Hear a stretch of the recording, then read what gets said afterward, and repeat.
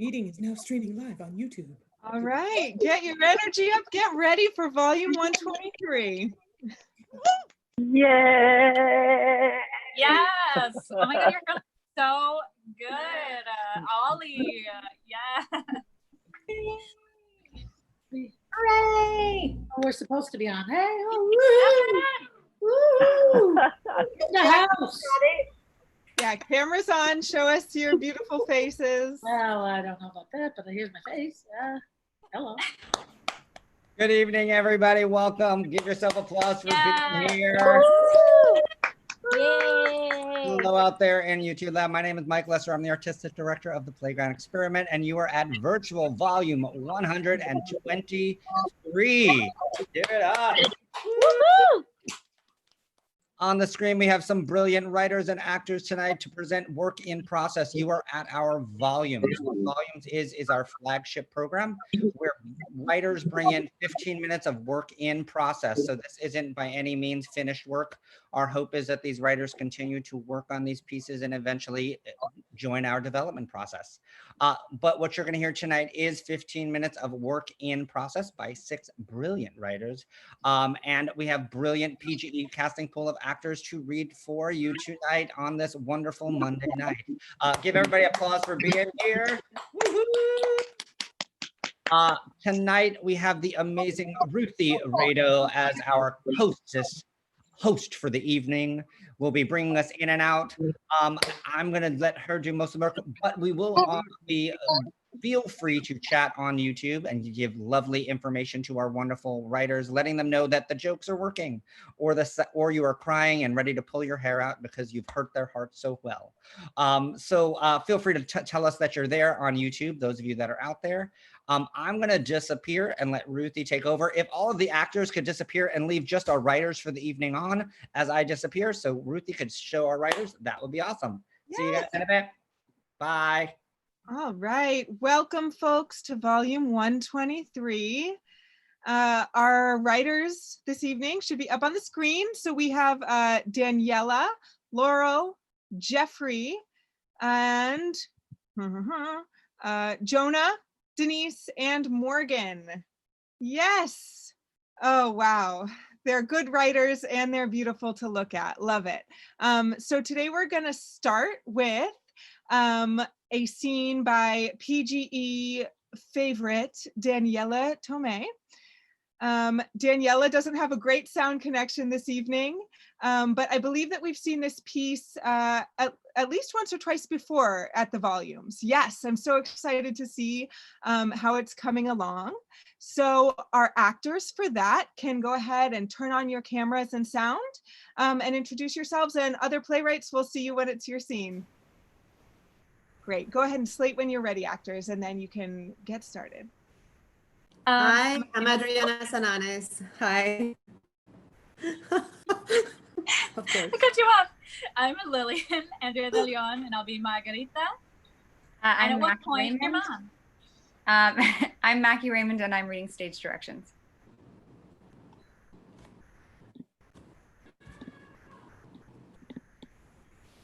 Abuelita and Me, excerpts from a full-length play by Daniela Tomei. Scene 1. There is an upright or baby grand piano center or upstage. Abuelita, a woman in her 60s, comes out and gets ready to play the piano. She doesn't use sheet music. If possible, we may see a camera will be live recording her hands, the image of which is projected on the wall behind. Downstage lights up on Margarita, a woman in her 30s, directly looking out at the audience. Abuelita begins to play the first arabesque by Claude Debussy as Mahita listens for a little bit before she starts to speak. Her monologue goes over the whole piece of arabesque. It's spectacular. Always moving, flowing. I wish I could do that. To keep moving constantly, but my head almost always gets in the way. Most of the time, you know. And just thinking about wanting to do something and how to do it, and instead of actually doing it, and letting it just happen when it's supposed to.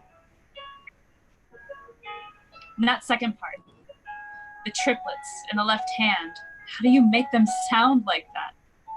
A delicate rhythm like nature's perfection, water rolling down a hill in a stream, a brook, always moving. Even if in one part of the string moves a different way than the other part because it goes over different obstacles, different types of rocks and stones on the way. As a whole, it moves together and just keeps going. About 10 years later, after first trying to play this piece as a 13-year-old, I'm living in the 3 Arts Club in Chicago for a couple of months while figuring out if I will stay or leave. It's a residency for female artists or students and the most gorgeous building I've ever lived in. Unfortunately, it's no longer a residency, of course, but you guessed it, a furniture store. At least the gorgeousness remains.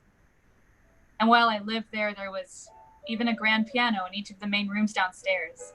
Why didn't I play them more? I guess I had my old Debussy books and I brought one of them downstairs to try one day. I had heard one of the musician students playing arabesque and I asked her to help me and she said, You're not doing it right. Your rhythm is off. You have to keep doing the slower triplets with the left hand while you keep going down the top of the piano with your right. I remember Abuelita doing it in her perfectly ironed blue button-down blouse with the nice big collar tucked into her nice skirt that went below her knees, covering up her nylon feet sitting snugly inside her gray pumps, despite one of the toes having one of those growths on them. She plays from memory. No need to look at the score through her clear rimmed glasses sitting nicely on her face that's framed, as always, by her symmetric big curls on each side and above her large forehead, curls made by sleeping in her rollers overnight. She always looked fabulous and was no doubt the most well-dressed woman in casual hippie Madison, Wisconsin, the Berkeley of the Midwest, where we grew up. And this was summer, when humidity was high for sure, while we didn't have central air back then. That was the last time where I felt like I wasn't alone. Because after that, I practically was for 2 years on my own. Maybe in some ways, emotionally stunted for the rest of my life. I know that sounds overly dramatic, but you realize later how these moments or years of your life, especially formative years, really affect you and can fuck you up long term. And okay, I wasn't technically abandoned or homeless or living on the streets. You could say I was privileged even, living in a nice house, but the house soon would be just my mom and me and our cats. Honey and Licorice started dying in this big, beautiful old house, but empty. Empty of love and support and joy for about 2 years. But back to Abuelita. During this part, Margarita goes near her abuelita and they are together. She's smiling at me, delighted as always to play for me. Her thin, bony fingers like mine are mine like hers, but not spotted like hers yet. Just dancing over the keys, moving in different ways, yet always in tune, in sync with each other, following the same underlying beat. The last time she came to visit us was the summer I was playing Iago. I just turned 16 and would be a junior in the fall. I had over 1,000 lines to not only understand and memorize, but to fully inhabit and become the most evil and deceptive of villains. And my father had enrolled me in the most boring driver's ed summer school class from 9 to 12, followed by Shakespeare rehearsal from 1 to 4. Abuelita would give me advice when I would get overwhelmed. Every morning, say to yourself, nothing puts me down. I am resolved to be happy. Later that summer, my dad and I would drop off my sister at college. My parents were still separated, so now it was my turn to face living with my mother alone. This was really the last summer I felt truly supported by a rational adult family member as a teenager. I wish she had never left. Transition. During this transition, Margarita transforms into her Mahita, her 7-year-old self. Abuelita stays at the piano, basically the same, but a little younger than in the last memory. Next scene. Abuelita and Mijito near the piano. Abuelita, can you play me that song on the piano? ¿Cuál? ¿Esta? Abuelita strums a few chords on the piano, then keeps talking while she plays. It's like an old classic tune. Na-da-di-da-di-da-di-da. Na-da-di-da-di-da-di-da. Fue el tema de una película famosa de Charles Chaplin. ¿O prefieres esta de Debussy? She starts playing Arabesque by Debussy, humming as she plays. It's gorgeous as she easily plays through the challenging rhythms. Como me encanta Debussy. Yes, I like that one too, Abuelita. I can play piano too. Want to see? Mijita goes to piano. She plays Heart and Soul. And guess what? This song I made up. She plays a sort of repetitive song similar to Heart and Soul. Dad says I'm supposed to practice like half an hour every day, but I don't really like to. No me gusta. Y mi piano teacher, she is weird and scary. Scary, pero ¿por qué, mijita? Well, first, her house is really, really dark, especially the waiting room. And one time she told me to play on the piano to do some notes, and then she put her hands on top of mine, and her hand was really cold and wrinkly and bony because she's old. Ay, vieja. Vieja, pues yo también. I am an old viejita too. No. Sí, claro que sí. Quizás, pero yo conozco a tú. Se dice yo te conozco a ti. Yo te conozco. Oh, bueno, más o menos. Pero es verdad, yo te conozco, nos conocemos por muchos años ya. But Abuelita, can we talk in English now? We're in the United States. Okay. Today only, so I can practice mi inglés, which is pretty good. But if I don't practice it, it won't stay good. Yay, English time. Just like with your piano playing, if you don't practice, you will not stay good or improve. I like playing songs, but doing scales is so boring. And I have to go slow. That things take time to get better at and to play fast. And well, just like it took time for you to feel comfortable with me. Huh? Todavía me acuerdo, la primera vez que vine a visitarles a ustedes. English, abuelita, English. Ah, sí, okay, but later, Spanish. Entonces, the first time I came to visit you all here in the United States, you were about 2 or 3 years old, maybe. Claro, you were born allá en Chile, but you were a baby then, and you all had to leave so quickly when you were only 3 months old. Why do we have to leave so quickly? Well, that's very complicated, but básicamente el golpe. Oh, ¿cómo se dice? The coup. The cool? No, that's a story for another time. Mi punto is that when I came here to visit, you thought I was a stranger. Your sister was a little older, so even though she didn't remember me either, she understood better who I was and accepted me. But you, con esa cara de mono, didn't want anything to do with me. How do you know that? Because you told me so. One day your parents had gone to work, so I had to babysit you, and they took your daughter to school, so I went upstairs, as your mom had left you in the room, and I went upstairs. She left me alone in the room as a baby? You were fine in the crib, and you could stand up, but you couldn't, you know, ¿cómo se dice? You know, like... Abuelita minds the notion of someone climbing out of a crib. Yeah, climb. Eso. So I was walking in to say hi to you, and maybe take you out of the crib, and you pointed at me. Fue tan divertido. Abuelita, And you pointed your finger at me, and you said very slowly and very seriously, "You go." I didn't say that.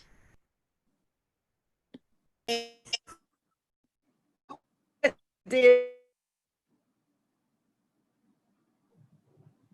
Hey, I'm not that porfiada. What does porfiada mean?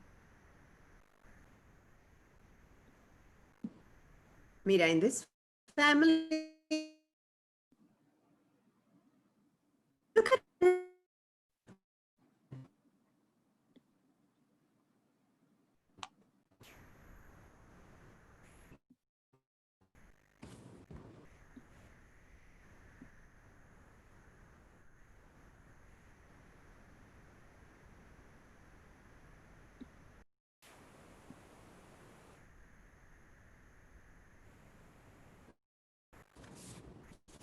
Lillian, I can't hear you. You're on mute. Okay. Are we good? Sorry, everyone. Okay.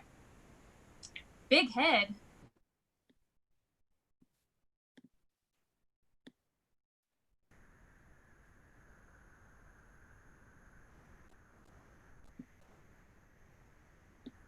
Yes, big-headed, just like you. Does it mean we are smart? Like maybe our brains are bigger if we have bigger heads? Am I smarter than Rosalia because I have a bigger head?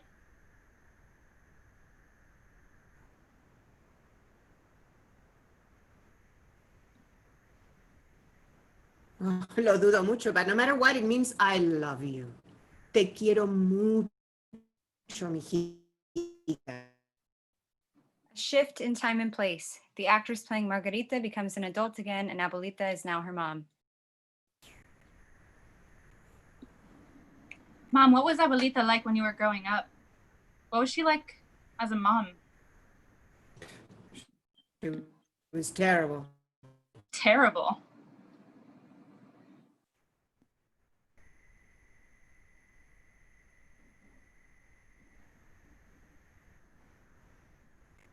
So strict, it was horrible. How? Well, she wouldn't. Until I graduated.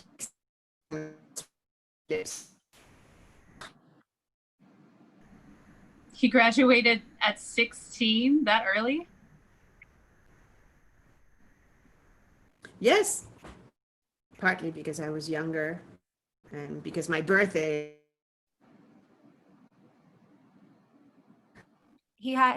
Margarita steps out again to do an aside to the audience. By the way, everything in Chile is literally upside down from here. Summer there is winter here.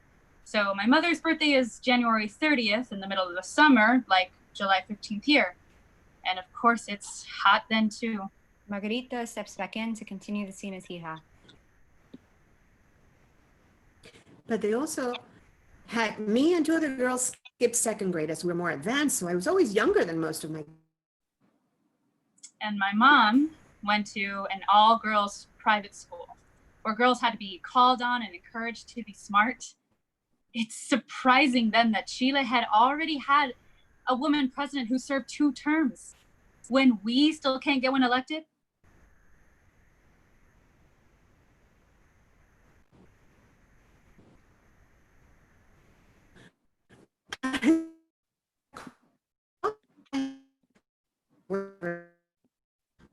Always.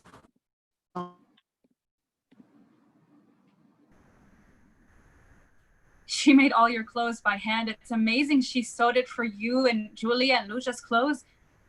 I think because she loved to do things with her hands, like how she loved playing and played the piano.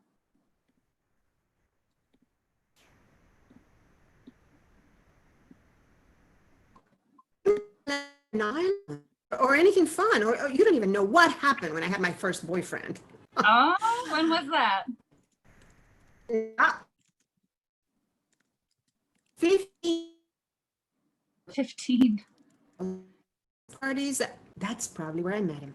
I would go to Angelica Pinto's house to get ready. Her older sister would put makeup on me and then a dress, and we had fun. And who was his boyfriend?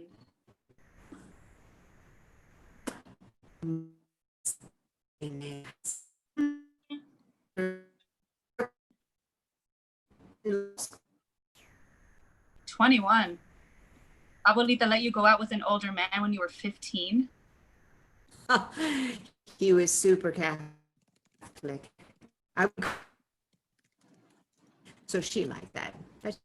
To go out alone with ever. So he would come over all the time, eat dinner with us too. But then one day he gave me a present, a box of chocolates. E. Well, your abuelita told me I had to return not to get a gift from any man until I turn 18. And you told him that? You couldn't accept it? Of course not. I didn't tell him anything, and I found a place to hide the chocolates. Where?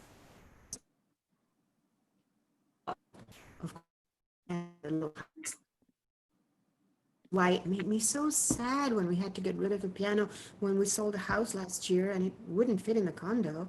At least that's what Freddie said, because he insisted on taking all his records. But when is he going to necesita tener algo de ruido puesto? Mom, focus. Look, I know how sad it was losing the piano. I was there, remember? But can you go back to the story? Bueno.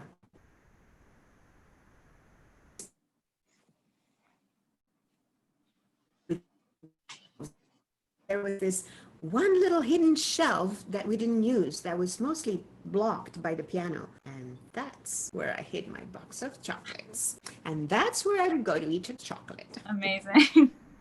And Abuelita never found out.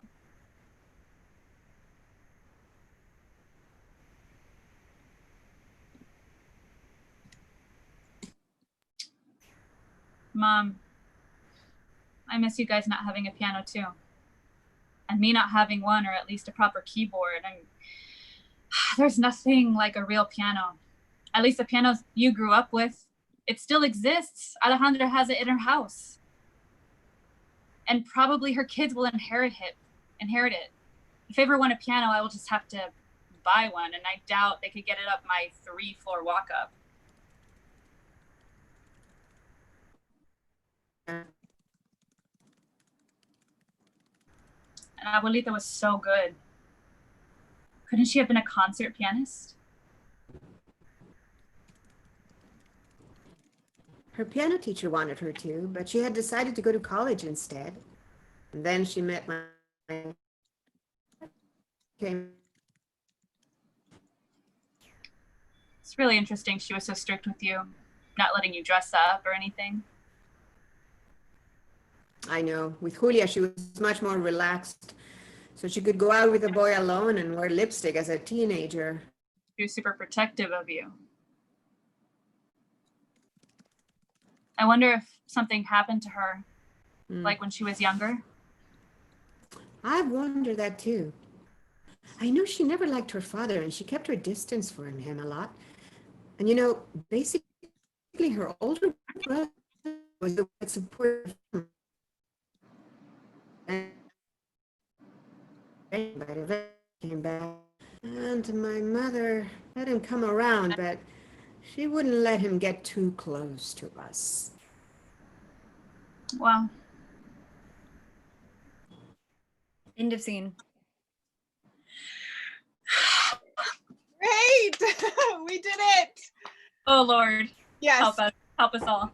Slow internet connections aside, those were gorgeous performances and beautiful writing, Daniela. I loved that. Daniela is such a beautiful, poetic writer. She does so much with so little. Oh, so beautiful. All right. Thank you all so much to Abuelita and me cast. Next, we are going to see The Invitation by Laurel, Lockhart. So those actors can go ahead and join us. Thank you so much. And I'll remind our audience to follow along with us in the chat, whether you're on Zoom or on YouTube. We want to know what's landing with you, what's really working with these scenes. So follow along. We have a doorbell ringing or something here. Great. So Laurel, it's all yours. You can give us a little introduction to your piece, and then your actors can introduce themselves and we can get going. Okay, good. The name of this piece is The Invitation. If this is the first scene in the beginning of a longer piece, and it's about the power of friendship. So my two actors, Rhoda, do you want to introduce yourself first, and then Jackie? Hi, I'm Rhonda Dodd, and I'll be playing Dee. Hi, Jackie Marushak. I'm playing Carol. And I'm reading some basic stage. Rebecca Hoodwin.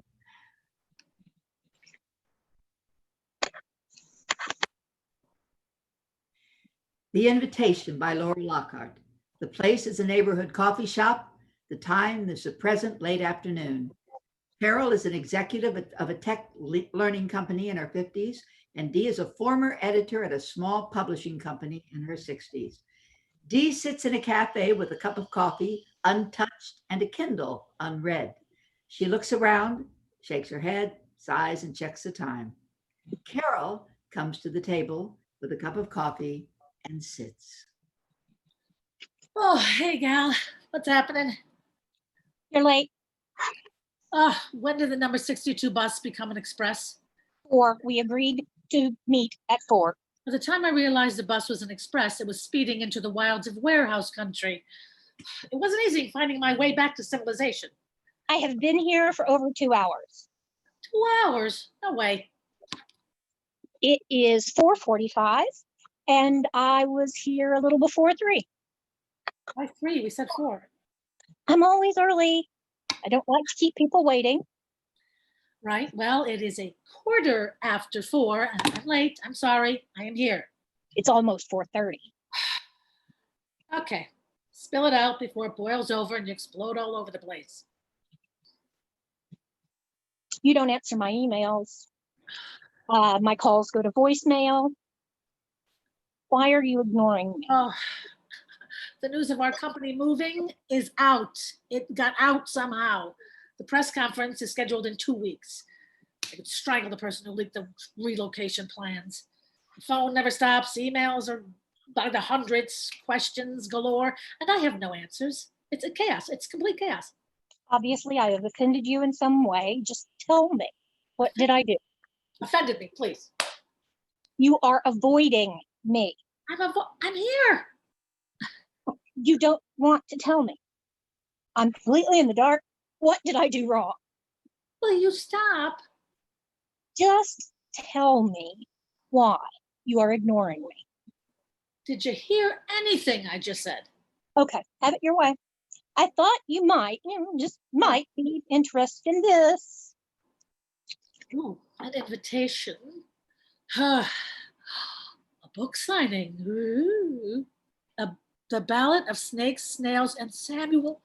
It's You're as oh, wonderful. Oh, this is great. You must be so proud. No, when Mira finally finished the damn thing, I was jumping for joy. This party. Well, she has you to thank for it, big time. Your pushing, prodding, and hand-holding got her through the rough times. Oh, she's so damn unsure of herself. From the get-go, she had zero confidence. But she did it. Now she's a published author. But this looks like a very glam book signing party. That took me by surprise. The publisher couldn't possibly be paying for this kind of splash. I don't have any idea who's paying the bill.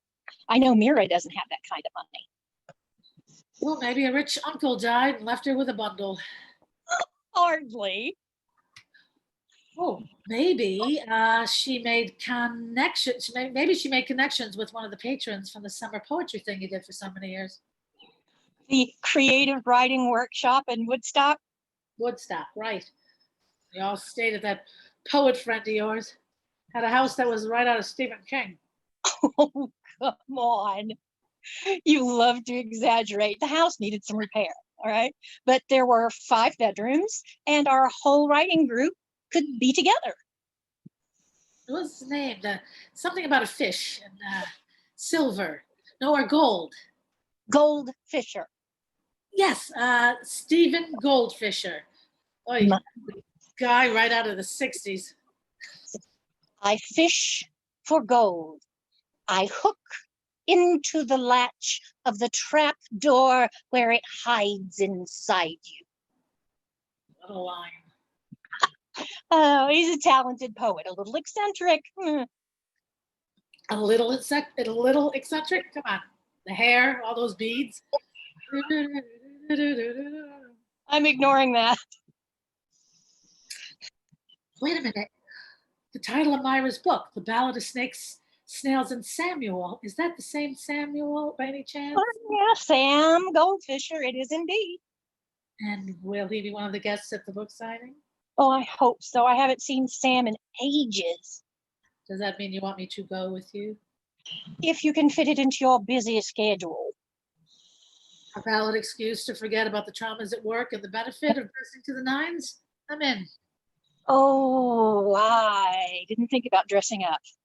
I doubt sweats are an acceptable attire at the University Athletic Club. I'll dig into the back of my closet. Oh, and bring out the old red rag. Oh, no, you don't. That rag should have been retired years ago. That dress is Emilio Pucci. I bought it. Everyone has heard about the story a zillion times. On your first trip to Italy. Milan. I bought it in that dress in Milan. And it is now a museum piece. I paid a small fortune for that. And it was red. Well, sure, but Oh, no buts. You must wear something that will make eyes pop. Oh, you are the driving force behind Myra, the celebrated author. oh, please. Credit where credit is due. Shopping. Bloomingdale's. Bloomingdale's? I'm not paying those prices. I will compromise. Macy's. Oh, what did you just talk me into? Spending a little of your Social Security stash. The key word here is little. Saturday around 11. That's settled. I'm off. You just got here. Have another cup of coffee. Duty calls. My desk is hidden under a pile of forms, contracts, and who knows what. All of which should have been taken care of yesterday. Well, where's the fabulous Nancy? Oh, she's Nancy left on Monday. She's in charge of setting up the new office headquarters in Denver. I can't believe the move is really happening. All systems go.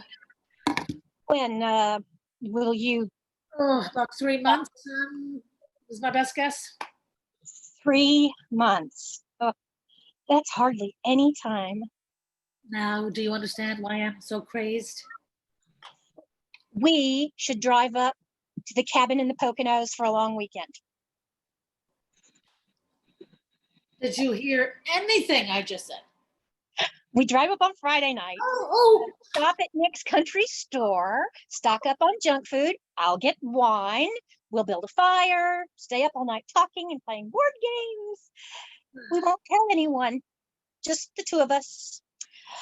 A last hurrah. Ugh, I'm not dying. I'm just being transferred to Colorado. And I will never see you again. There's this new invention called a computer. You can talk and you can see the other person you're talking to. It's not the same. So cars, buses, trains, planes. You know I can't do that. I have responsibilities. Come to Colorado. Just look around. You may even like it. You know I can't do that. I can't leave.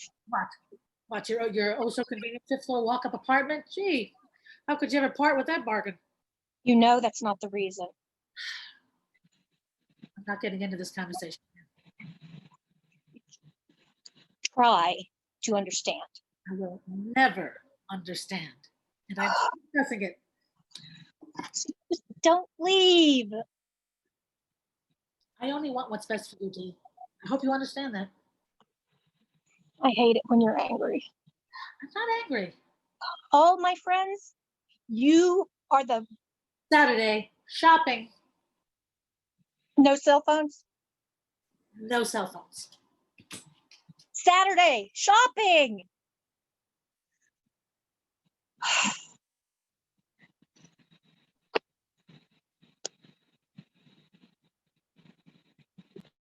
The end.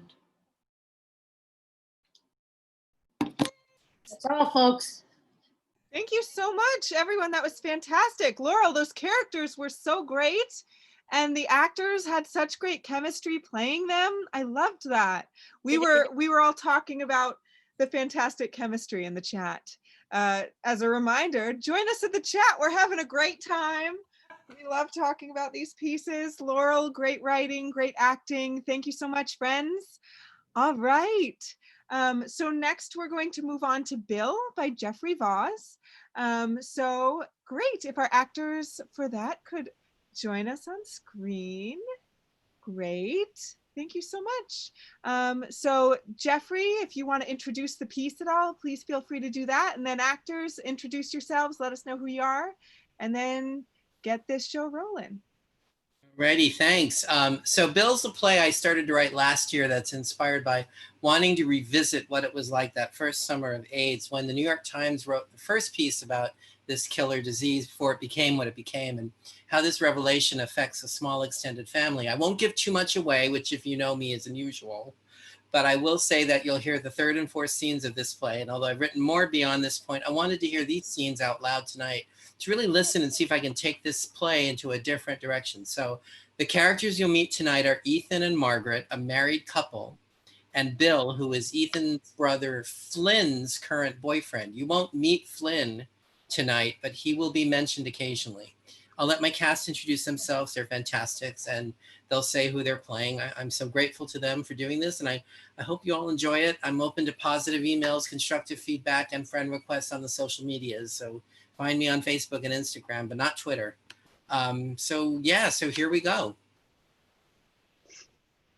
I'm Andrew Glazek playing Ethan. I'm Ricky Schroeder and I'm playing Bill.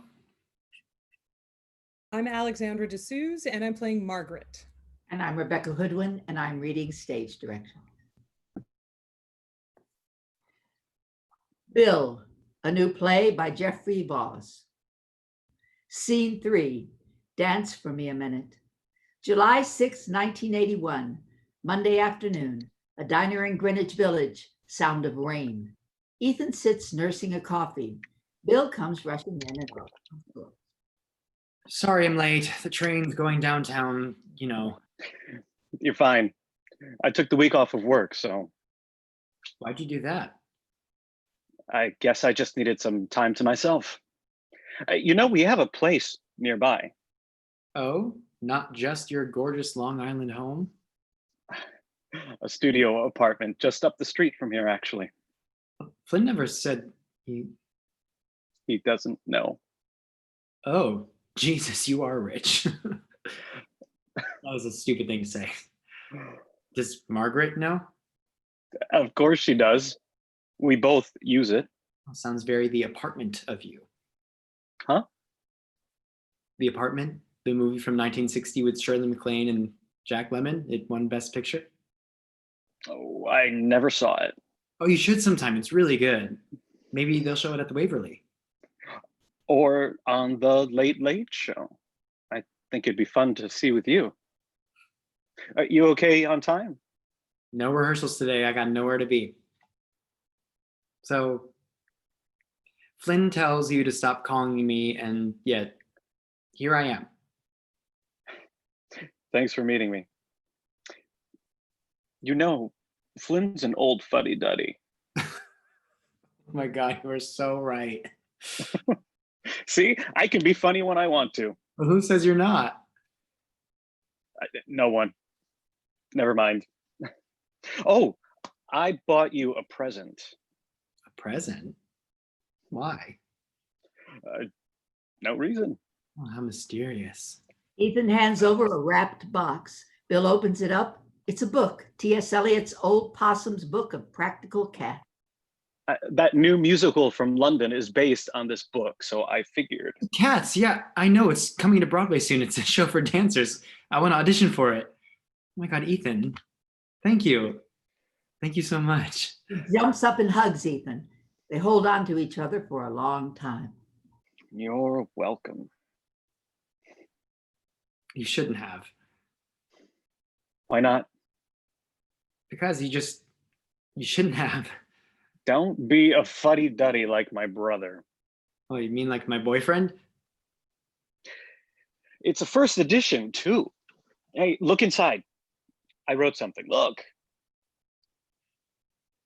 When a body moves, it's the most revealing thing. Dance for me a minute, and I'll tell you who you are. That's so beautiful. Mikhail Baryshnikov wrote it, not me.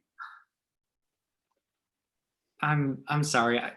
I can't accept this. You're already giving me $5,000 to help start my catering company with Brandon. It's all just too much. Oh, okay, come on, you have to. Please? It'll make me so very happy. Besides, it's just a silly old book. Ethan, what is this? Huh? What's going on? Nothing. All right, then thank you. You're welcome. You like it? Of course I do. Say, I'd love to show you the apartment. Would you like to see it? It's 5 minutes away. Seriously? Lights black out. On side of stage, Margaret in spotlight.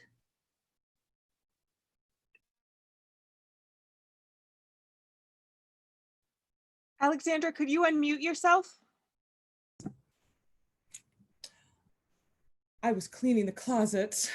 That house on Long Island has so much dust all year round. It's so hard to keep up. Anyway, in the hall closet, I found a box with a book in it. It was a book of poems about cats and possums. I didn't understand what it was doing in the closet. I thought Ethan had maybe bought it for one of our daughters, but they don't have their birthdays until later in the year, and there's no other occasion I could think of. And they hate cats. He didn't buy it for me. If he had, he'd have hidden it better. And I've never mentioned a thing about liking cats. He's slipping. He's seeing somebody. We've been through this before. He's smitten. I could tell. He took the week off from work this week. He's got loads of free time since we don't travel anymore. He'll be at the apartment in the city. He'll spend time with whomever he's seeing. So we'll talk on the phone. I'll get loads done without him around. It works for us, this relationship. It does. I don't really need much. I have my friends.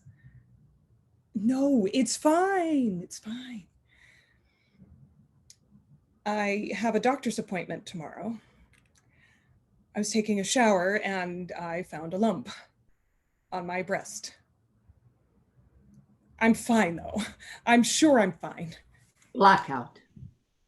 Scene 4, swings both ways. A bell tolls on stage in dark, bed rolls on stage in darkness. Ethan and Bill are in bed post-coital.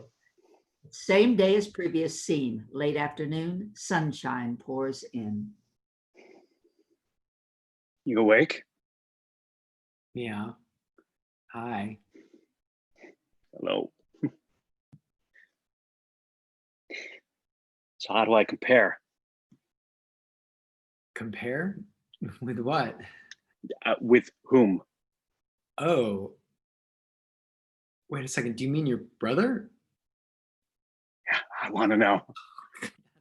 That's twisted. Humor me. I can't believe I'm gonna say this. Go on. Flynn's very, very passionate. He's always in his head, so when we make love, he becomes this crazy animal. He's super fun in bed. We really click. We do disgusting things with each other, to each other. Oh. Well, you asked. Yes, I did. Well, how's Margaret? Come on. Well, turnabout's fair play. Who remembers? Well, ouch. It's been eons. Sorry. Oh, it's fine. The apartment here is our savior. It gives us both distance. I'm sure she's used it to have her own affairs, or maybe she does it out on the island. She would never. She's not the type. Don't be so certain. I don't think she's that needy. Oh, so this is needy. No, it's awful, is what it is. I can't believe I'm doing this, done this, past tense. That we did this, I mean. Relax. Flynn won't find out. Of course he will. I have a big mouth. I already told him I thought you had some sort of crush on me, which he didn't believe me, which is good. Very good. Look, this is it's not gonna happen again. Oh. Okay. Yeah, so I hope you had fun. Did you? It was all right. Just all right. Look, you're not God's gift. I'm not. Okay, so I happen to be a little attracted to men who swing both ways, but you're still not such a prize. I'm not bisexual. Oh, you're serious? Why would you think that? Well, because we were just lying in bed together naked, and I'm not a woman, so I love women. I love my wife. yeah, just what I need to hear after an afternoon of lovemaking with a married man. I've been told denial ain't just a river in Egypt. I'm not attracted to men. Just you. Honest. How convenient. I'm very much attracted to you. How very convenient. I don't swing both ways. Bill is up and beginning to dress to leave. Hey, don't go. Look, I have to go home to Flynn. He's so hung up about that gay cancer article he read in the Times the other day. He needs comforting. And I need a shower. And this is all way too confusing for me. Please, you can shower here. He's my boyfriend, Ethan. I know, but I can't. Ethan, don't, okay? Just don't. I feel awful enough already. didn't I satisfy you? My boyfriend needs me. Yes, it was nice being with you. My mouth hurts.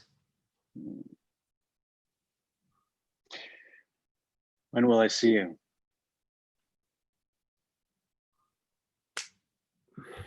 You know where I live. Bill exits. Ethan lights a cigarette, picks up the phone. Margaret answers, separate pool of light. Hello, Hello, Margaret. Ethan. How are you? I'm fine. The girls. They're fine. I have a doctor's appointment tomorrow. Oh, Yes, I'm sure it's nothing. what is? I'm such a hypochondriac. I'm fine. Yeah, you sure? Uh-huh. So I think I'm going to stay in the city again tonight, if it's all right with you. Of course. Maybe all week, actually. Whatever. Just be safe. Okay, then. Did you eat? Not yet. Gonna order in some Chinese. You? There's leftovers still from our party on the 4th. I'll heat something up. I'll be fine. Well then. Good night, Margaret. Yes. I'll be fine. Good night, Ethan. Blackout. End of scenes. Wow. The drama. Oh my goodness. We're in the chat like, oh, no. Someone wrote, no, he didn't, one more time. Wow. Wow. Yeah. I would like that to be a whole series. I couldn't get enough. I can't wait for what's coming next. I mean, the foreshadowing was there, but I need to see what it is. Okay. Woo. All right, we're gonna take a quick break. Thank you so much, Jeffrey. Do you have anything you want to say? No, thank you, everyone. Thank you, Ricky. Thank you, Alex. Thank you, Andrew. You guys were incredible. Thank you. Indeed. Awesome. Okay. So that means that it's time for our intermission. So if all the actors could turn on their cameras, we're going to play a little song. We're going to do a little dance for a verse or two. And then we'll do some announcements and then we'll see the next half of our scenes. So I guess I probably should have taken DJ requests. The song that I wanted to play is probably not appropriate. We all know what song. It's the song of the week. But instead, please enjoy. Woo.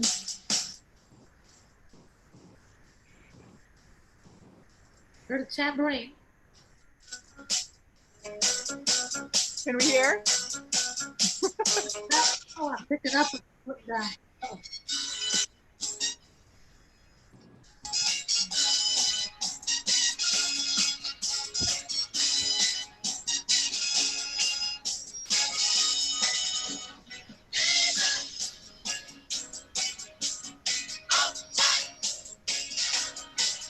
Is it a karaoke version? Maybe it is. I'm like, where's Stevie's voice? If I hear it, if I could hear it, I would tell you, but you said it out.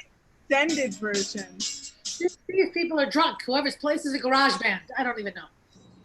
I thought it was I'm Your Man by Wham. No. Oh, that's scary. That takes us back, right? Right? The edge is pointing. Yes, indeed. Not as far back as this song, I think. Didn't it kind of sound like that? I don't know the song. Well, I mean, my elders have told me about it. Okay, that was a 5-minute extended version of Uptight by Stevie Wonder. We never got to the words.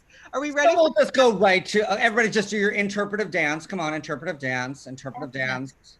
Everybody, be a bird. Dancing on the inside.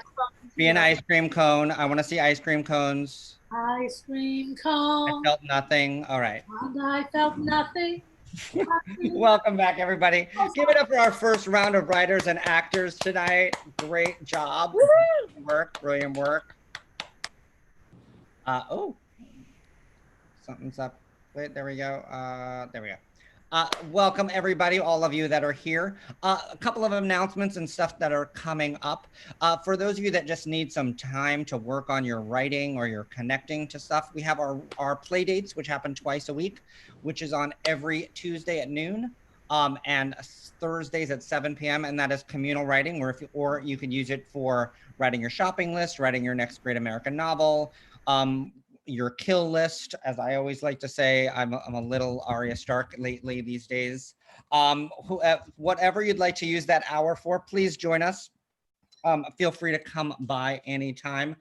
Other things that are coming up, for those of you that are writers or want to be writers, last year we did our first ever Faces of America Monologue Festival, where we had over 130 submissions and we had 29 wonderful monologues that were put out there, and we're going to do it again. Submissions are right now on our website up to September 25th. You can submit a 2-minute monologue with the theme Faces of America, and the word home must be somewhere in the monologue. So that's what's going on. Before I go any other announcements, I want to say shout out to all the wonderful people and YouTube land. We have Caitlin who's out there, and Kirsten, Fernando, and Robin who was out there. I saw Catherine Overfelt there. Hi, everybody. Thanks for joining us. Ben Dworkin was out there. Hi, everybody. Benny D. Other things that to note is we are at a very strange financial time in this country right now. And the PGE has started a couple of months ago, the PGE Home Fund for grants for artists who are having a rough time during this weird pandemic, as they say. So feel free to go to our website if you're having some challenges, and you can sign up for a grant up to $500 from the PGE Home Fund. You can fill that out and apply for that. And that is currently live. We know that the times are tough and we want to help each other out as best we can. That being said, if times are not hard for you and you are doing really well for some reason, like you have 18 jobs and life is good, feel free to go to our Venmo and send us some money so we can help with the PGE fund. And that's at the PGE on Venmo. So feel free at the PGE on Venmo. And the other thing that we're going to quickly talk about, and I'm actually going to have Ruthie talk about this, is our upcoming fundraiser, which we do every couple times a year, which is our Drop and Give Me 10. The theme is Drop and Give Me 10, 12, the worst one ever is the theme. And it's so funny because Cats is one of the prompts. It has to have a Cats lyric somewhere in the prompt. The actual prompts are, it has to be on a cruise ship. It's the hottest day of the year. A Cats lyric must be read. A mask must be worn somewhere in the scene, but not a COVID mask, hopefully. And the last one is a bad decision must happen somewhere in the scene. So our writers are currently writing for our amazing actors. And Ruthie, talk a little bit more because you've done it a couple of times. What are your thoughts on our Drop and Give Me 10? They're so fun. When I did it, I wrote a scene and I was like, I'm so sure that every single scene is going to be just like my scene that I wrote. And then every scene was so different. It's amazing what can come out of our writers' minds with like what seems like a lot of prompts, like 5 variables seems like a lot to work in, and yet somehow everyone's voice shines through so clearly. There's so much variety. It's a ton of fun, and I think it would just be a great quarantine activity to generate some new work and to connect with some new people who you might not know yet. So if you are maybe new to the PGE, I think there's still stage direction readers that are needed. And of course we need audience always. So I tuned into maybe I tuned into one recently and I was like blown away by my friend Mary Lauren was a writer. It was so great. The cool thing is at the last drop, for our development process, we have 2 plays that were born at the Drop and Give Me 10s that are currently in our step 2 and step 3 of our development process. So we're developing them as full-length plays now. So cool thing, that's what Drop and Give Me 10 is. It is a fundraiser. We're doing it as a pay what you can. And if you want to sign up as a stage direction theater or an audience, you can go to our website, thepge.com. And again, give a huge round of applause for all of you for being here that are in the room, our writers and actors. You can do it the jazz hands, you can do sign language, as we are all should be learning more of that. That being said, I'm going to ask everyone to disappear except the next writer and next group, which is Jonna Tarlin, and I'm going to give it up to Ruthie Rado for part 2. All right, Jonna, we're very excited to see this piece. If you are reading the program at home, just a quick note that this piece has had a name change and is now titled Eat Up. So now I'll pass it over to Jonna. Hello. Yeah, a brand new piece. When I originally told Mike about it, I didn't have a title, and now I do. Very excited, and I'd love to hear what you think. To our lovely stage direction readers, Mackie. Yeah, hi, I'm Mackie. I'm reading stage directions. I'm Imran. I'm reading Hari. Hi, everybody. I'm Benita. I'm reading Gabriella. Hi, guys. My name is Mahima Sehgal. I'll be reading the role of Abby, Hari's sister. I am Katie Schwartz. I'm reading Liv.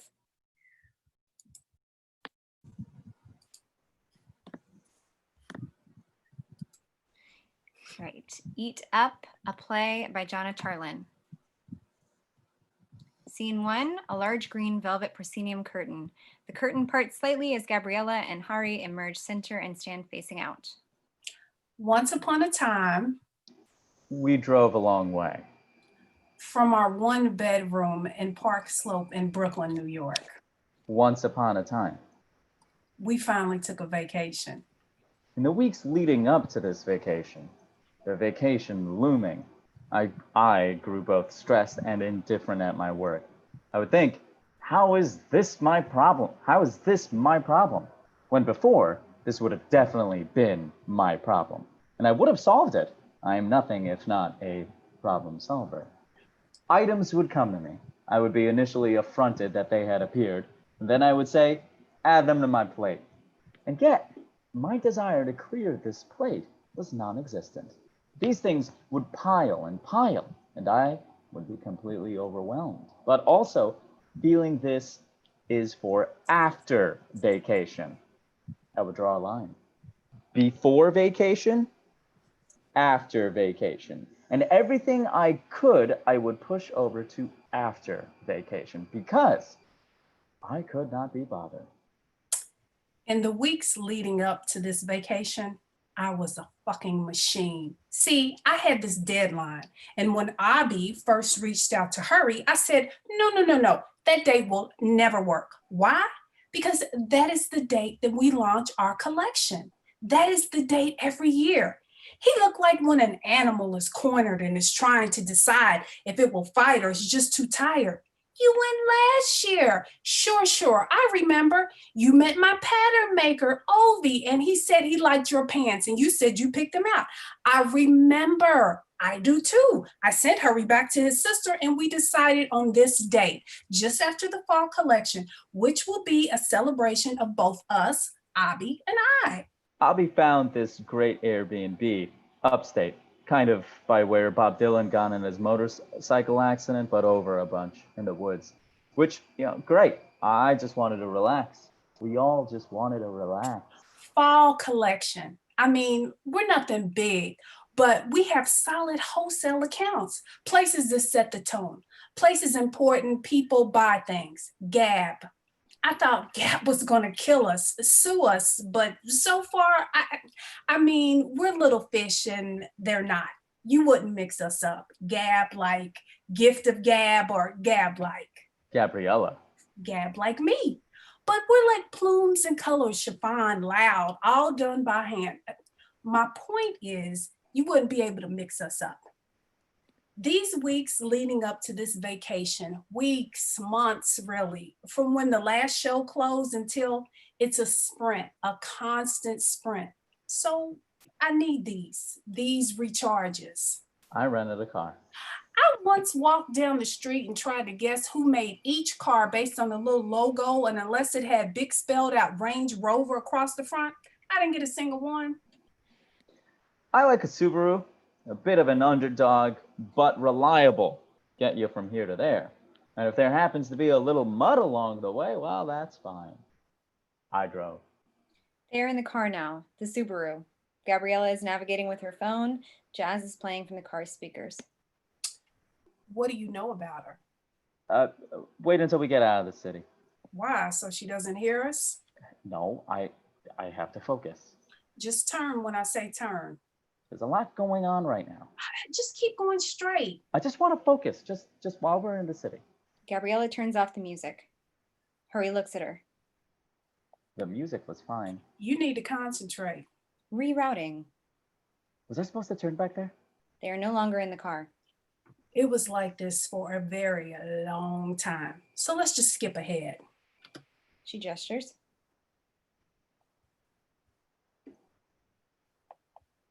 Oh, and we're out of the city. They are driving again. The jazz has returned. It continues to fill the silences whenever they arise.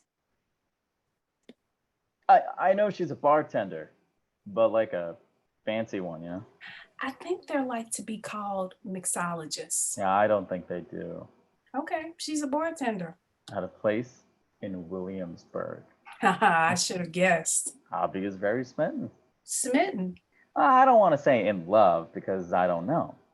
Well, what has she said? It was like a setup or an online dating thing. I can't see her getting set up. Well, then it was an online thing. Remember when your parents thought we met on Grindr? Yes. And that's really all I know. Come on. Oh, really? She said, hurry, I want a vacation. I said, I want one too. She said, great, we can take a vacation together and you can meet my girlfriend. And you didn't go, girlfriend? Oh, I knew she had a girlfriend. How long have they been together? A bit. A bit or a while? Well, she told me a bit ago, so probably a while. I'm going to ask her, so if she says anything. Liv. Liv? Yeah, short for Olive or Olivia or something. I bet she's cool. You're cool. We're cool. We're not Olivia cool. Mixologist in Williamsburg. Exactly. Is your sister cool?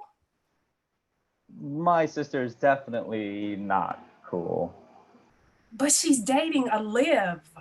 She kept all her Yu-Gi-Oh cards in a binder with the little pockets and everything because she liked the art. I was going to ask Liv, and she was going to be like, we've been together for a year. No, come on. Your sister's weird about relationships. She is not. Not to you, but like outside looking in. You don't understand. It's not a cultural thing. It is very much a cultural thing. Look at you. We're married. Us. You and me. It's different. Oh, so you didn't have to fight about it. Just don't. Hari, I would never. Not to her, not to your mother. I'm just happy she shares what she shares.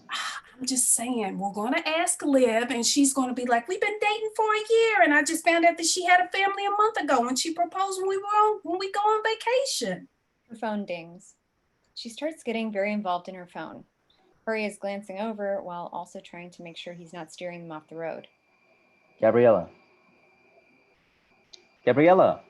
I have to, it's work. Can't it wait? No, it can't. It's not your job. Hari, stung, goes back to driving. I'm sorry. I didn't mean to say. You did.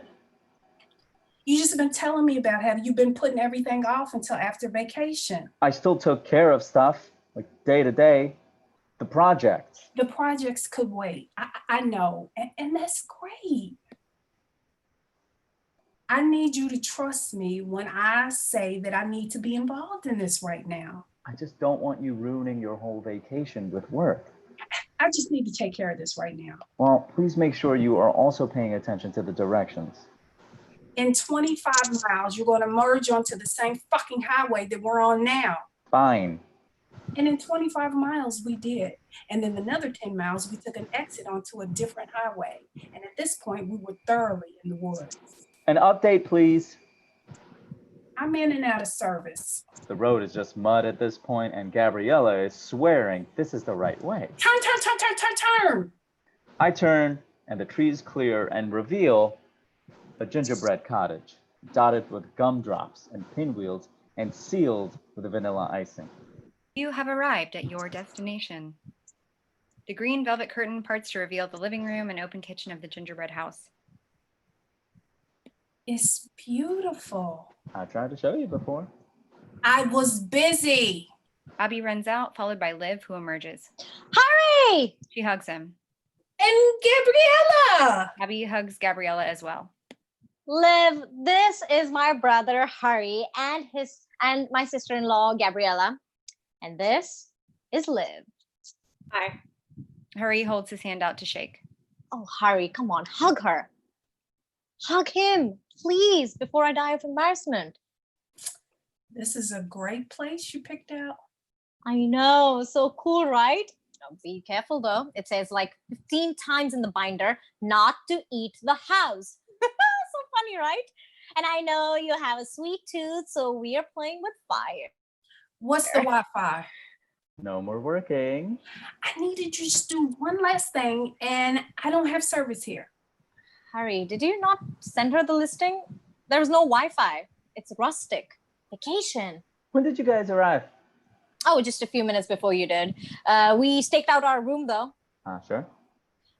We'll be fine without internet. We'll just do things like people used to do, play games and stuff. Hari said that you're a mixologist. You need a drink? Very much so. Cool. They brought some stuff. Great. I was thinking we do a bit of a grocery run after you've settled. What kind of drink were you thinking? Smoky and forward, fruity and bubbly, strong and stirred? Just something. Liv begins concocting Gabriella's cocktail using a wide range of bottles and tools in the kitchen. How about we just order a pizza? You'll feel differently after you settle. You're right. I'm just a little burnt out from the drive. What else is in the binder? Some recommended hikes and restaurants in the area. There's a hot tub in the back. Is there cable? No TV, sorry. Vacation, Gabriella. How's it going there, Liv? Can't rush me, Gab. Sure. Liv crosses to the fridge and returns with ice cubes, dropping them in the shaker where she has been pouring and muddling. I picked this mint earlier from the garden. I thought you just got here. We did. I made one of these for Abby as soon as we arrived. Liv shakes with one hand while grabbing a glass with the other. Everyone watches the show. She pours the concoction from the shaker into the glass. It is a swirl of colors. She sets the glass in front of Gabriella. Drink up. What's it called? An El Cunada. I just made it up. What's in it? The lady never tells. See, I told you she would be cool. End of scene. Thanks so much, everybody. Anna! Oh my goodness. We love mixology. We love a mysterious new love interest. We love it all. That was great. Just a reminder to everyone watching to join us in the chat because we're having a great time over there. So next we're going to continue. Thank you, actors from Eat Up. We're going to continue with sort of a fairy tale theme, I believe, with Three Little Pigs Online by Denise Ivanoff. So Denise, all yours. Take it away. Hi. So this is actually something I've done for, I've been working on for a children's theater. So we're just going to have fun with this, and I'm going to let my actors introduce themselves in this new rendition of the Three Little Pigs, and take it away. Hi, I'm Denise Locke. I'm playing Mama Pig and Polly Pony. Hi, I'm Jasmine Speece. I'm playing Mrs. Crabapple, Librarian, and Penny Pony. Hi, I'm Peter Macklin. I'm playing Oinker, Wolf in Sheep's Clothing, and Weasel. Hi there. I'm Wayne Miller. I'm playing Grunter and Wolf number 2. Hi, I'm Mickey. I'm playing Squealer, Wolf number 3, and Colin Cow. Hi, I'm Matthew Menendez, and I will be the narrator and Ollie Owl. Right, buddy. Once upon a time, there were 3 little pigs. They lived together in a sturdy little farm town in a downtown on a beautiful valley. Like young people everywhere, they didn't always want to do as they were told. They didn't like to clean their rooms, and they didn't like to brush their teeth, and they really didn't like to put away their games to play outside or read. That's it. Time's up. Oh no! Oh, no! Not fair. I was at the best part. I was writing. No arguments. That's enough screen time for today. Without their screens and games, the 3 little pigs had no choice but to go outside and play, or at least go outside and grumble. We're too old to be told what to do. That's right. We're almost grown. Well, I'm not, but I still don't like following rules. I say we should leave home and go out on our own. Run away from home? We can't do that. It's wrong. We're not gonna run away from home. We're gonna build our own homes and seek our fortunes. So we'll be running away to home. Yeah. By seek our fortunes, do you mean get jobs? We're just little pigs. How will we get jobs? And how will we get houses? It's easy. Everything you need to know is on the internet. We just have to look it up. But Mom took our screens away. I bet we can trick her into getting them back. The three little pigs didn't have any idea how to find jobs or new homes, so they really needed to look it up. But they had already used up their screen time. What would they do? Let's check in at the pig's kitchen, where Mama Pig is making dinner. Mom, we forgot that we had a school project due tomorrow. We have to look up some things online. You'll be in big trouble if we don't finish. That's okay. I've invited your teacher over for dinner.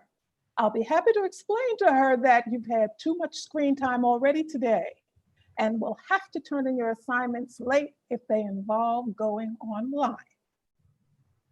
The doorbell rings, startling the little pigs. Grunter, go answer the door and let Mrs. Crabapple in.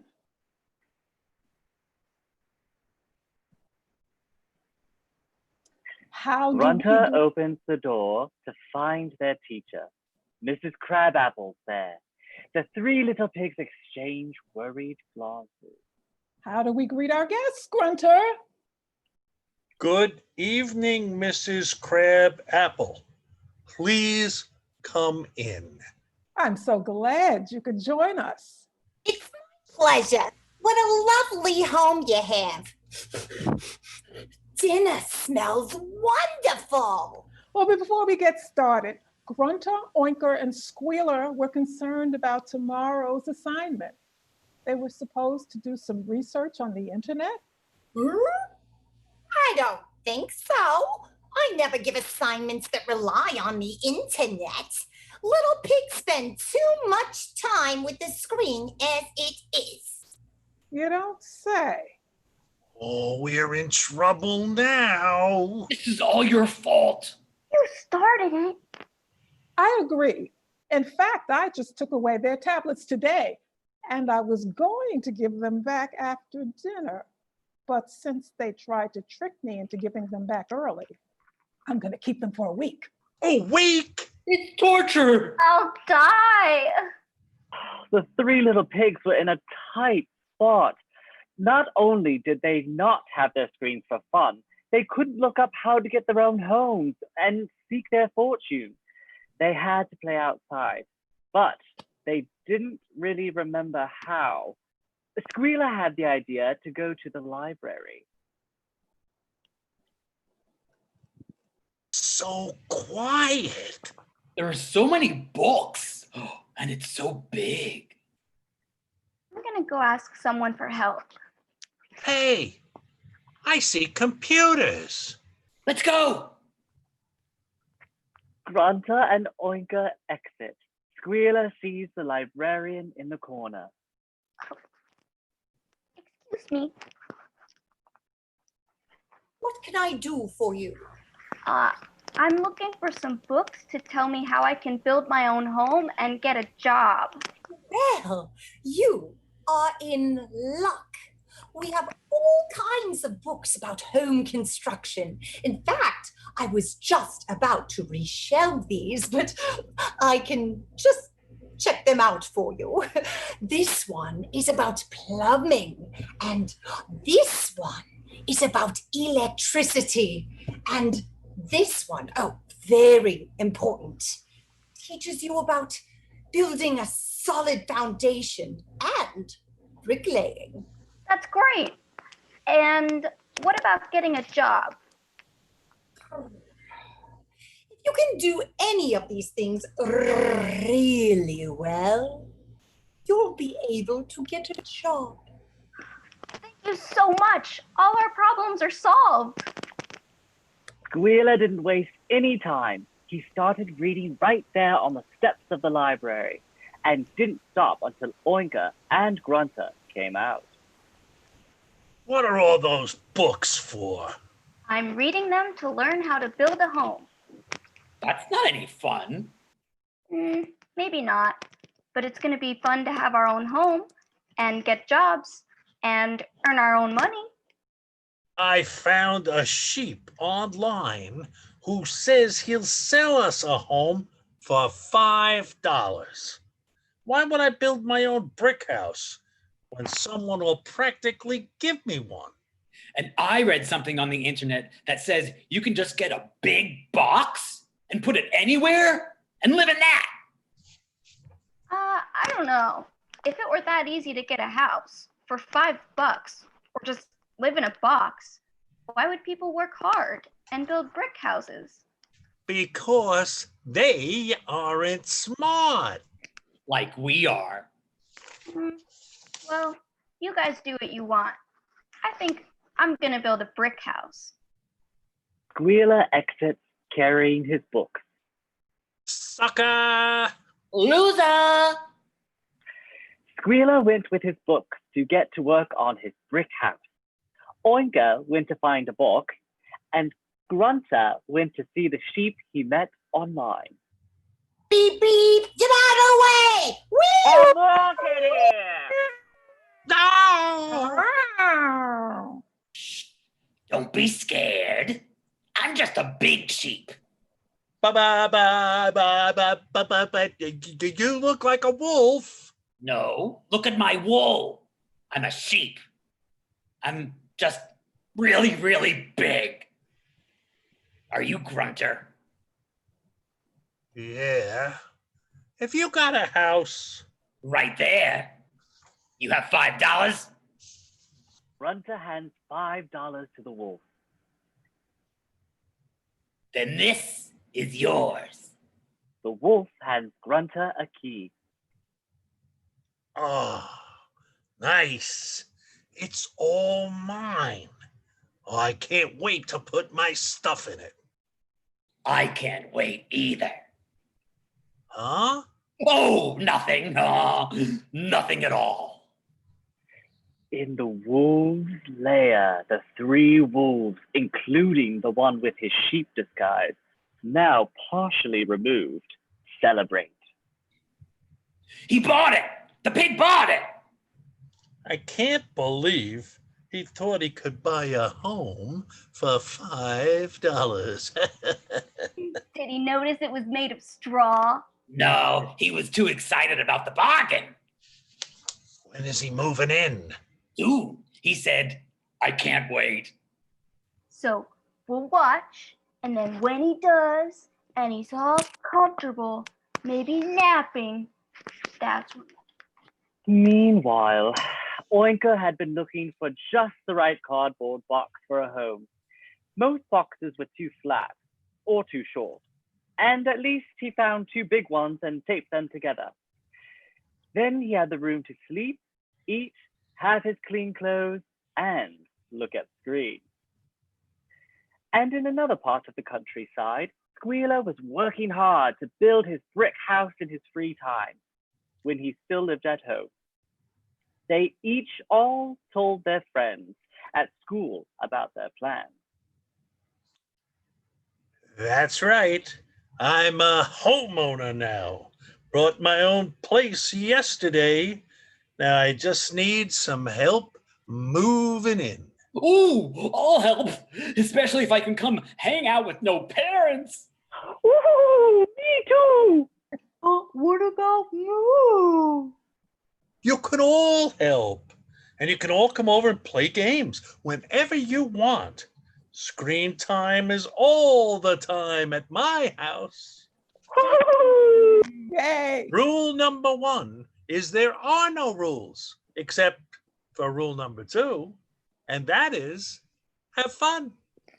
Nice. Well, I am gonna miss my mom's home cooking. Maybe you'll stop by and cook for me sometime.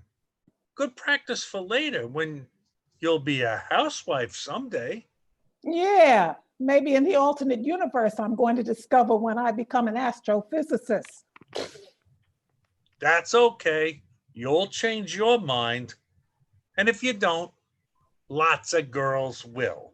Besides, on my own, I could eat pizza or even ice cream for dinner every night. From the looks of you, I assumed you already dead.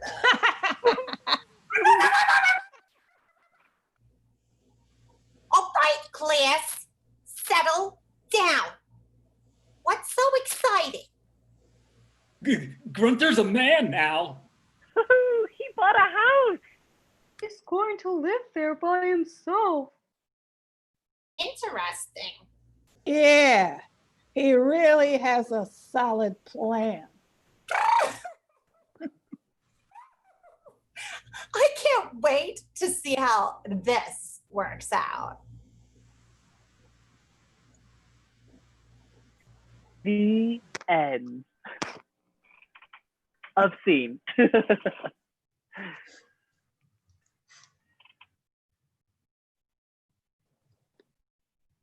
Ta-da. Ta-da! Great. Thank you so much, everyone. Wow, we loved that in the chat. We were having a blast.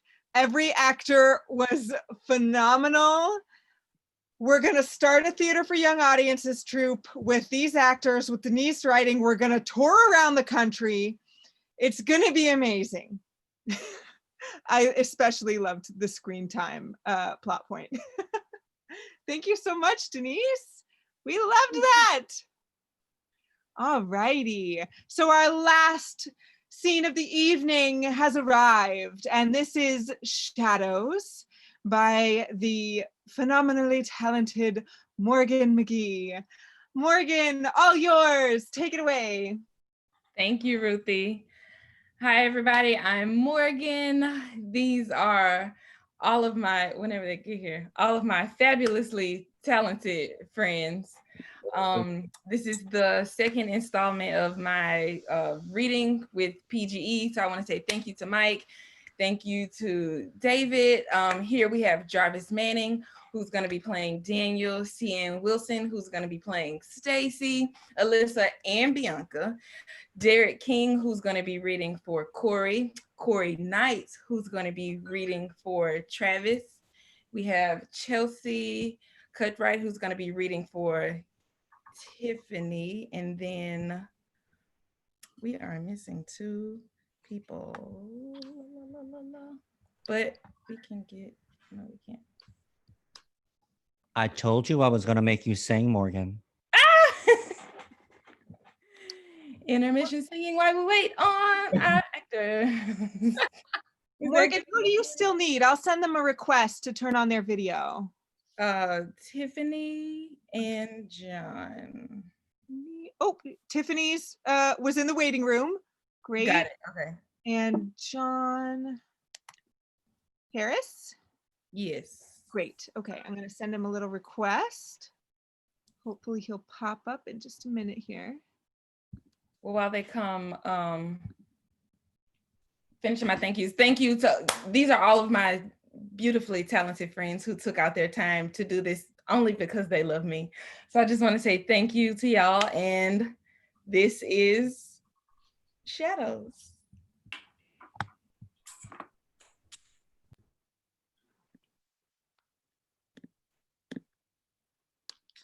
Shadows by Morgan McGee. Scene 1, exterior Chris's house, night. Stacy, Alex, and Tiffany pull up to Chris's house.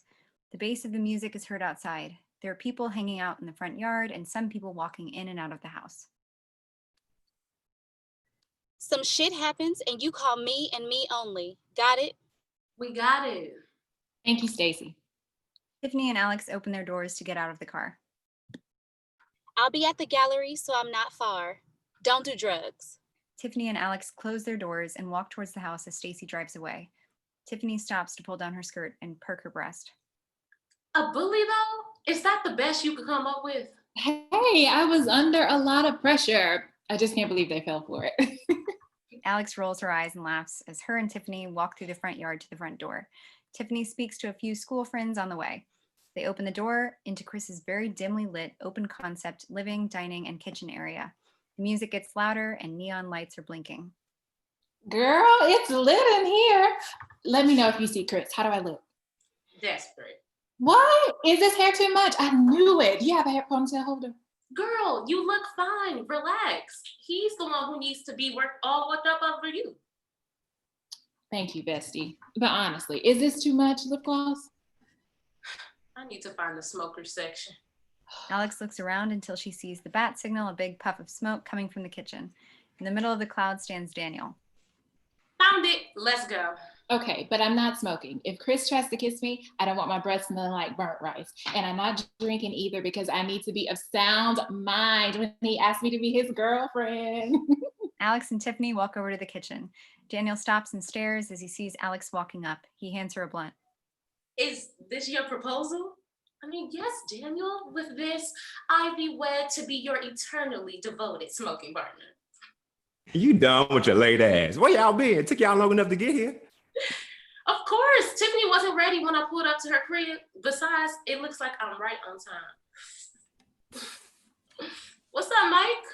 He nods. Mike, the school weed boy, is then seen setting up shop where he proceeds to roll several blunts and hand them out only after receiving payment. How much I owe you? Don't trip. I got you. Alex chuckles and smiles. Chris walks into the kitchen, followed by lovey-dovey Travis and Bianca. Chris daps up Daniel. What's up, bro?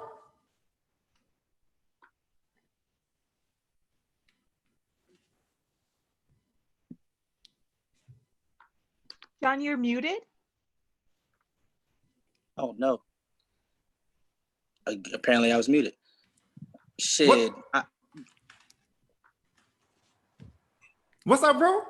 Shit, I heard Mike was in the building. Got to get that shit before we run out. You feel me? Hey, Chris. Thanks for the invite.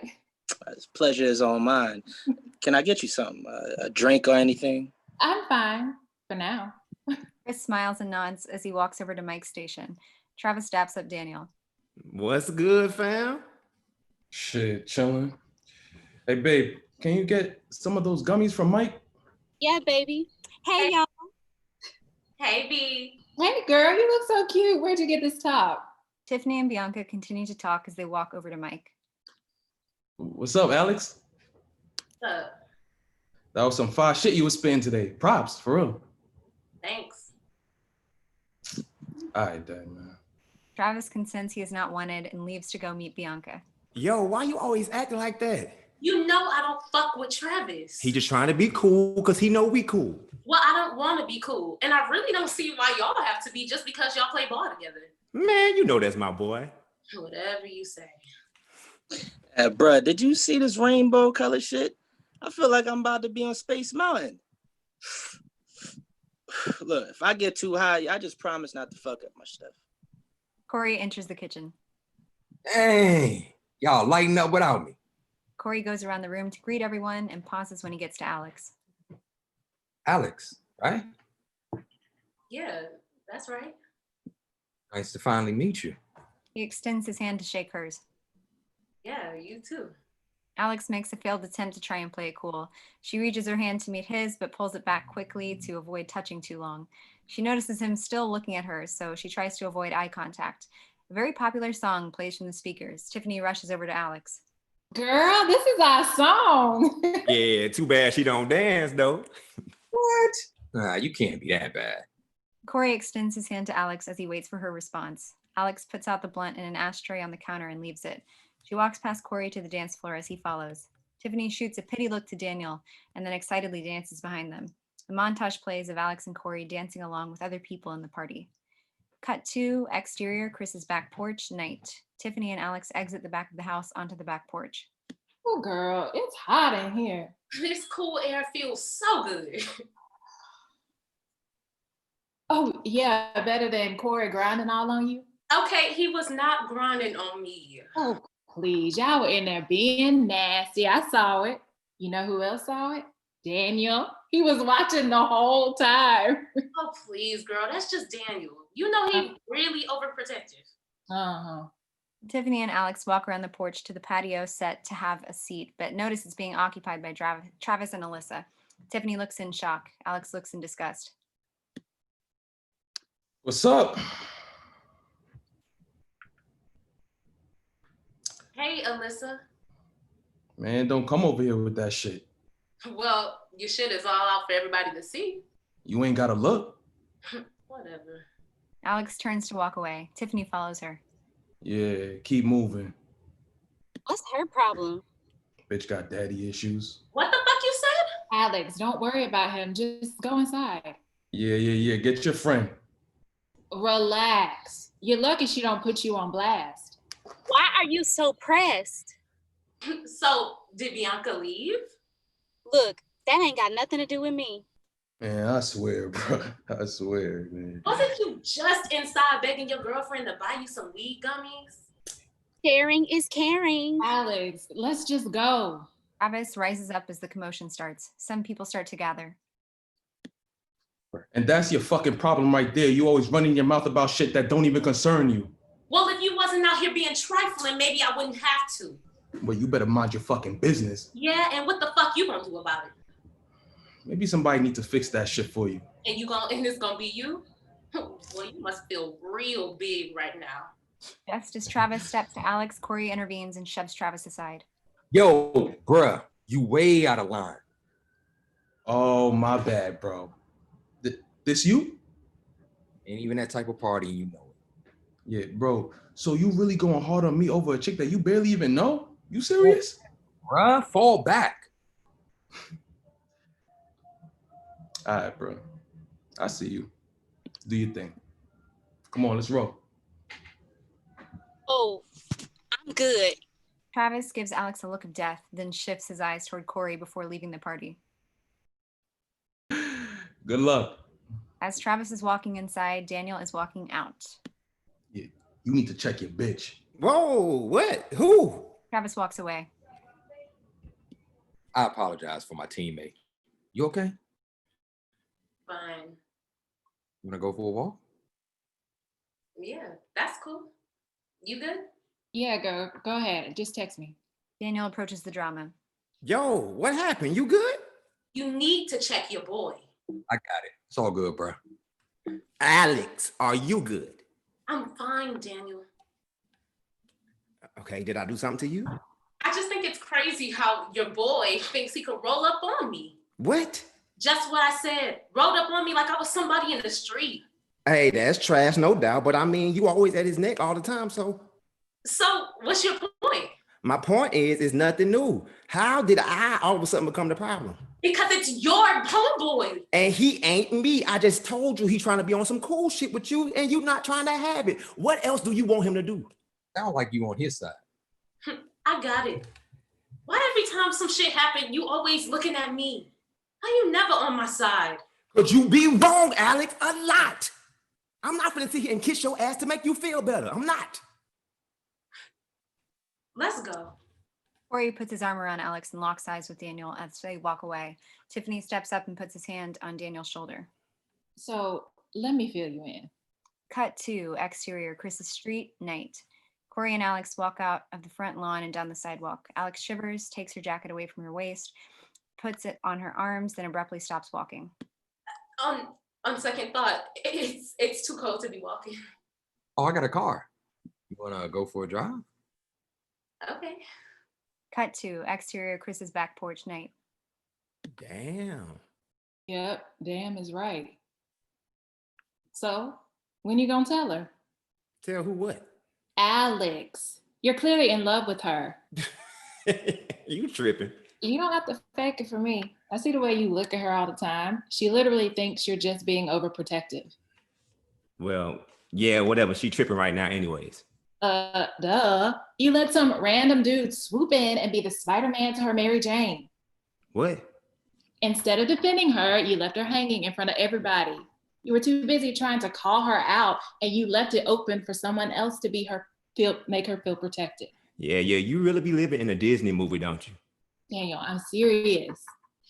Look, I know sometimes she goes off the wall, but you don't need to let her know that in public. Look, I'm not gonna be here and be fake with her. We both know Alex has been through some real shit, and I just don't want her to fall off. She also doesn't need you to replace her dad. Just be her friend and be honest with her about how you feel. Well, she gone now anyway, so. She'll be back. Look, Alex isn't perfect, but trying to be right all the time is going to make you lose her. Now, if you excuse me, my boo is waiting for me inside. Tiffany leaves Daniel to his thoughts and goes back to the party. He opens his phone and calls Alex. Cut 2. Interior, Corey's car, night. Corey is driving in a very loose and relaxed manner. Alex is in the front passenger seat, very close to the door with her hands in her lap. She is hugging the seatbelt. Her phone rings with an incoming call from Daniel. She rejects it. So, your boy Daniel, What about him? y'all seem real close. Did y'all talk or? Nah, it's not like that. Me and Daniel been friends forever, since diapers. Cool. I mean, it's good to have friends like that. You sure you don't need to get back to your homegirl? Tiffany? Cut 2. Interior, Chris's living room, night. Upbeat music is blasting and the lights are turned down low. Tiffany and Chris are bumping and grinding. Cut 2. Interior, Corey's car, night. Nah, I'm sure she's good. You sure you okay? I'm fine. It's no big deal. I apologize for him again. He was tripping. Oh, so you're one of those, huh? One or what? The gentleman, the goody-goody type. You apologized like 17 times already. I just ain't okay with that kind of stuff. Please, Travis ain't scaring nobody. Oh, so you're one of those, huh? What? The G.I. Jane, I fought boys on the playground type. No, I was just taught not to ever depend on anybody to save you. Oh, yeah? Who taught you that? My dad. So you a daddy's girl. Okay, damn. You work for the police? Because you asking all the questions. Not bad. Just trying to get to know you. Well, what about you? I mean, you're the new kid. You the one who came out of nowhere. Where you from? I got mixed up in some trouble at my old school. Mom's pulled me out before it got deep. And how you know Chris? Oh, me and Chris go way back. Then how come you never been around? I mean, Chris is always having some kind of party. I never seen you. Who works for the police now? Yeah, okay. But nah, if I would have known you were here, I'd have been around. Alex and Corey meet eyes. She shyly looks away and smiles. Cut 2. Exterior grocery store parking lot, night. Corey pulls into an empty parking lot and turns off the engine. Corey looks and examines Alex as she looks out the window. I'm having a better time than I expected tonight. What, you don't like sweaty, overcrowded high school parties? Nah, but I did tonight because of you. Alex and Corey stare at each other in a long moment of silence. Corey leans over to kiss Alex and she reciprocates. He unbuckles her seatbelt to get closer and puts his hand on her waist and slides it down to her thigh. In a panic, she pushes him off. I'm sorry. Are you not okay with? No, I mean, yes, but I've never. Hey, cool. You don't have to do nothing that you don't want to. Can I kiss you? Alex nods her head yes. Corey leans in again and kisses Alex. He places his hand back on her thigh, then moves it up to grab her breast. She pushes him off again. Was that too much or? It's fine. I just. Don't worry. I got you. I won't do anything you don't want me to. Corey leans in again and kisses Alex very softly on her cheek and then down to her neck. Just tell me when you want me to stop. Corey kisses Alex on lips and again down to her neck, this time more aggressively. Alex is visibly uncomfortable as Corey continues to grope her. Cut 2, exterior, Chris's front porch, night. Tiffany and Chris are closely standing on the front porch saying goodbyes. He kisses her on the cheek and walks back inside, leaving her in euphoria as she watches him walk away. Corey's car pulls up to the house. Tiffany sees and walks toward it. Cut 2, interior, Corey's car, night. You sure y'all don't want to ride home? Alex checks a text from Stacy. Pulling up in 5. Nah, it's cool. My sister should be pulling up soon. Cool. I had fun. We should do this again sometime. Yeah, cool. See you later. Alex gets out of the car and meets Tiffany on the sidewalk. Tiffany waves to Corey as he drives away. You cute and got a car? Okay, Al. You have fun? Yeah. What's wrong? You okay? Yeah, girl. I just think I smoke too much and I'm sleepy as fuck and hungry. So. Oh, bad combo. I told y'all to stop by for Mike. You probably right. Stacy pulls up to the house in front. Hey, y'all. Y'all had fun? Anything interesting happen? I need full details. Oh my gosh, the drama. Let me tell you. Cut to interior, Alex's bedroom, night. Alex sits on her bed and stares at herself in the mirror as she has flashbacks of being in the car and Corey on top of her. Did I do it? Did I pull the trigger? Maybe he knew it. Do I hide or go inside? Maybe I blew it. You make decisions with the vision and a plan for perfection. But what happens when they look close and I'm up for inspection? Girl, you failed. You had a test and made a mess. Should have been better than the rest, but you settled for less. But wait, relax. Maybe it's not that deep. I can't be that cheap, but you always sow what you reap. End of scene.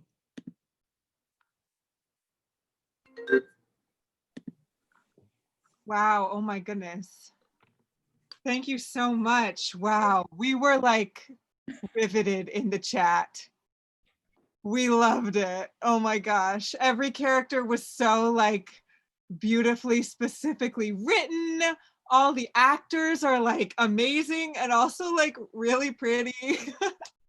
Oh my gosh. And then when Corey turned out to not be a good guy, we were like, ah, oh my gosh. Wow. I cannot wait for that to get picked up by a network. I want to see the whole thing. Loved it. Oh my gosh. Thank you so much. Give it up. Oh, Woo! awesome. Everybody come on back. Come on back. I agree 100%. That was amazing. And FYI, for those of you that don't know, Morgan came out of our Voices of America Writers Workshop, and this is her second presentation of work. You topped yourself. I mean, that first scene was cool. I was like, oh, are we going to get to see the party? And you gave us the party. Awesome.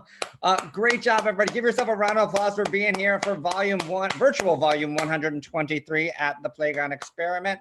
We are here. Oh, we have 2 pages, so just to make sure everybody gets on screen. Let's show all these beautiful faces. Thank you guys so much for coming out. As we always end with the virtual volume is officially closed. So give it up for that. Next volume will be on August 24th with the following writers: David Cece, Evan Edwards, Frank J. Avella, Kirsten Hopkins, woohoo, Kirsten, Maria Isabella Rojas, another Voices of America Writers Workshop person, and Olivia Ravel.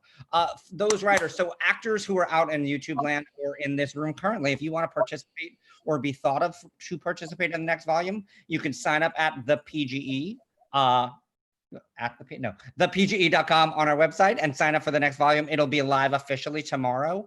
And again, out there, we are so thankful that you came and watched tonight's virtual volumes. We have an event, as I said, come back for Drop and Give Me 10 on Sunday, 5 to 9. Feel free to sign up for that. Give a huge thank you to Ruthie Rado as our host tonight.